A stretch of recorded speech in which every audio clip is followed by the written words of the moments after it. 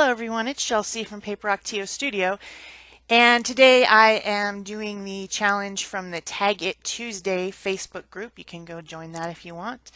Um, the challenge for August 2017 is use sprays. Well, that's simple. I have like a million bazillion kazillion types of sprays.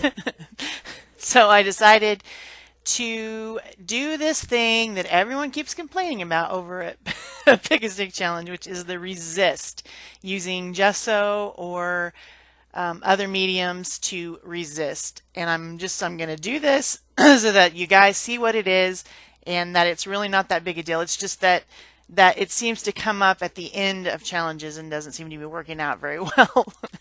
So I think we're going to take that stick out of our Pick a Stick Challenge. But anyway, these stencils, I think it's called halftone circles or something. It's a set of nesting stencils, and if they're still available from Artist Seller, I will put the link below because they're pretty cool. There's a biggest one, and then graduating down to the smallest one. So I decided to use both white gesso and gloss gel medium. That's the 3D gloss gel from Prima Art Basics.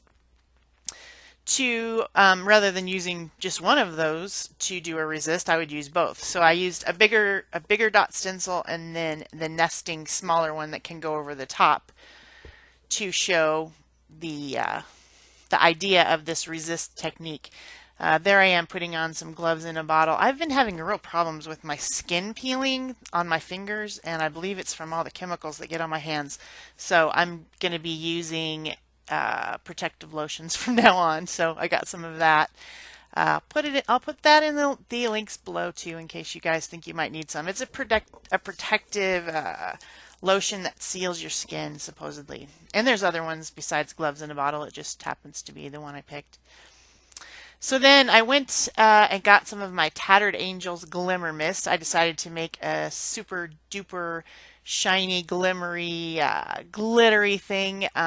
Still learning about my camera, still having some issues with it, but I think I finally got it resolved. But you can see when I put the sprays on that the gesso and the gloss gel both resist that water-soluble medium, and then you get a pattern. And that's the whole point of the resist. It's so cool. I love doing it.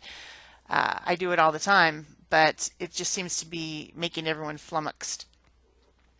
So then I decided to do some collage over the top, and this is where I had a camera problem.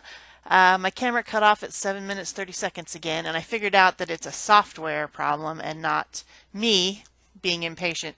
So I'm there showing you the different papers that I got there out of Happy Mail, different Happy Mails and things that, and I think that glitter one is from our shimmer series that I did with Peg and Eva LeVay Arts and I think Sherry. We did a 4-month series, so I'll link that in the iCard above so that you can go look at the shimmer series if you want to see what we did with all the shimmery and shiny papers that we shared with each other.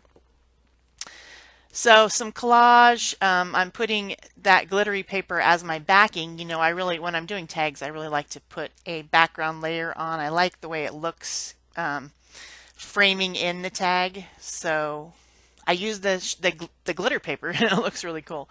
So then now I'm looking for something as a center of that stitched flower. Someone sent me that. They had used, I think, a machine probably to stitch flowers onto paper. It was really cool. It's like, you know, stitching. Like maybe they did it by hand. I'm not sure. They could have also done it by hand. But I was looking for a button, and then I didn't really find a button that I liked. And so this is some creative paper clay that I had a packaging left with round circles that the buttons had been in, and now it's just a plastic package, and I used that as a mold, and I pressed a bunch of paper clay in the different circles to make these disc shaped pieces. And this is the first one I've used, and it actually turned out really well. It's just basically a round disc of dried paper clay, and I colored it using the mists. So now I'm using the mists again. I use them in the resist technique, and then I use them to color my little disc of paper clay, and I will use them one more time. So I'll use them 3 different ways on this project. It's kind of like those cooking shows. I cooked this meat 3 different ways. I used these Tattered Angels mist 3 different ways. So then to add just a little bit more glam and glimmer and shimmer and shine to my project, because I was going all out on it, I added a pink stick-on gem in the center of the flower disc thing. I added some Stickles glitter glue around it, and then I'm putting on some sequins just here and there using some tacky glue, just, you know, because it adds texture and it adds shine, and I think it's fun. I got out all the stuff this time. Of course, I had to walk around my studio trying to find all of it, so yeah, still don't know where anything is, but it's coming together. It's coming together.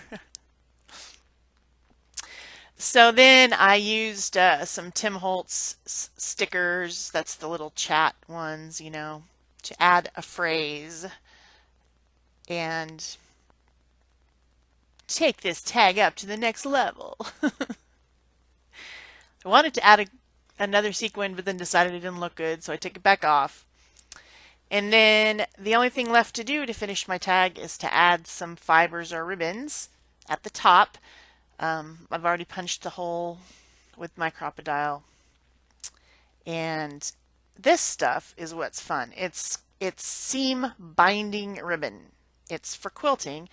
But the amazing thing about it is that you can color it any color you want with your sprays. So it doesn't matter what kind of sprays you have. If you have acrylic sprays or you have water-based sprays, you've got glimmer sprays, they're not glimmery, they're dye illusions, whatever. You can color this ribbon to be the color to match your project.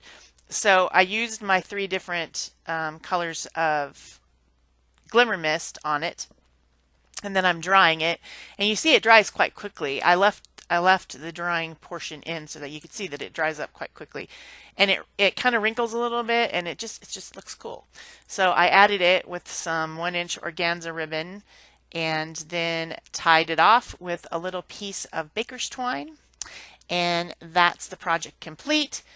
I'm going to show you another project that I did with the same techniques, different colors, when I was still having problems with my camera and my situation, and it cut off, and you know, so there's 2 of them with the same techniques, and here's the rest of your close-ups. That's it for me. Thanks. Bye-bye.